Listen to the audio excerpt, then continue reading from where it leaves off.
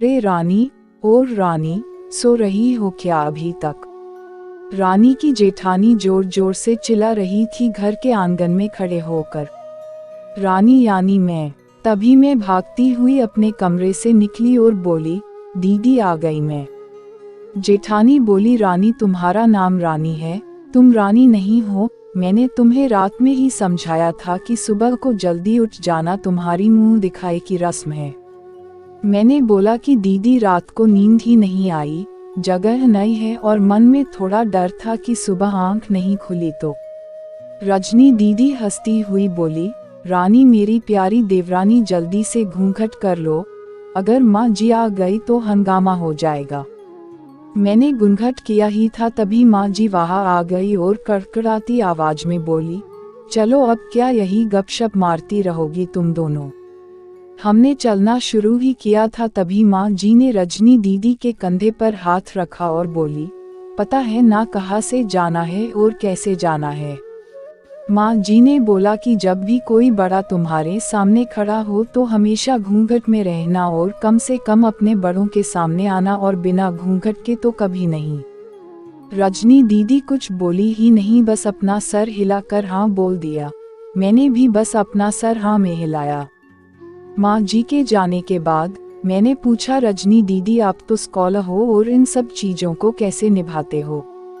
रजनी दीदी मुस्कुराए और बोली कि मैं थारे जेठ जी से बहुत प्यार करती हूँ, इसलिए अभी तक चुपचाप सब चीजें निभा रही हूँ। मैं कुछ नहीं बोली और चुपचाप रजनी दीदी के साथ घर के बाहर वाले कमरे में जाकर बैठ गई। वहाँ पर एक पड़ोस की आंटी जी बैठी थी। वो बोली कि यह कैसी बहू आई है, ससुर जी सामने खड़े हैं और ये यहाँ बैठी है। मुझे कुछ समझ ही नहीं आया। रजनी दीदी बोली कि आंटी जी अभी नई बहू है, यहाँ के रीति रिवाज सीखने में थोड़ा समय लगेगा। रजनी दीदी मुझे वहाँ से उठाकर मेरे कमरे में छोड़ गई। 6 महीने यूं ही छोटी छोटी चीजों में बीत गए। फिर एक दिन मैं राहुल के साथ साड़ी लेने गई।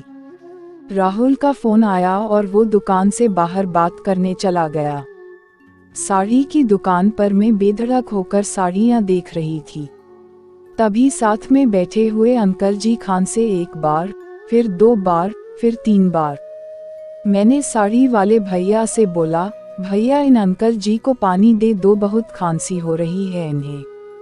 अंकल जी भड़क उठे और बोले, क्या बदतमीज लड़की है ये, कुछ शर्म लिहाज है या नहीं इसे।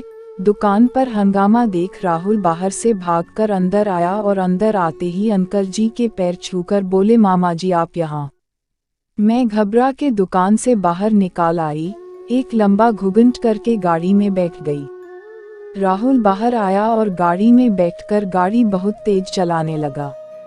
मैंने धीमी आवाज में बोला, गाड़ी बहुत तेज चला रहे हो, कहीं एक्सीडेंट ना हो जाए।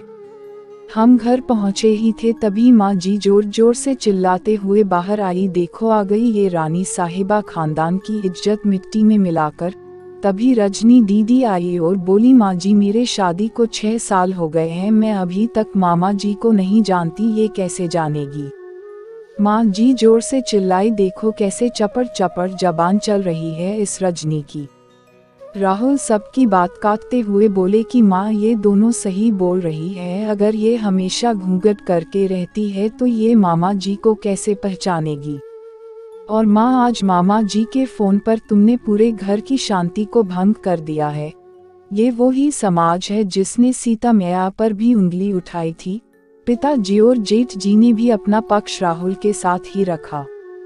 माँ जी थोड़ी देर सोचने के बाद वापस रजनी दीदी और मेरे पास आई और बोली कि तुम दोनों को अपनी मर्यादा पता है, मुझे उम्मीद है कि तुम कभी भी मेरा सिर शर्म से नीचे नहीं झुकने दोगी। हम एक ही परिवार के सदस्य हैं, हमें हमेशा साथ रहना है, अच्छा वक्त हो या बुरा वक्त, हर सदस्य को अपनी मर्यादा पता है। माँ जी ने मुझे और रजनी दीदी को गले लगा लिया। बहू शहर की हो या गांव की, जब आप उसको अपना मानोगे तब वह आपके रीति रिवाजों को खुशी खुशी अपनाएगी। अगर आपको कहानी अच्छी लगी हो तो चैनल को सब्सक्राइब, लाइक और दोस्तों के साथ शेयर करना ना भूलें।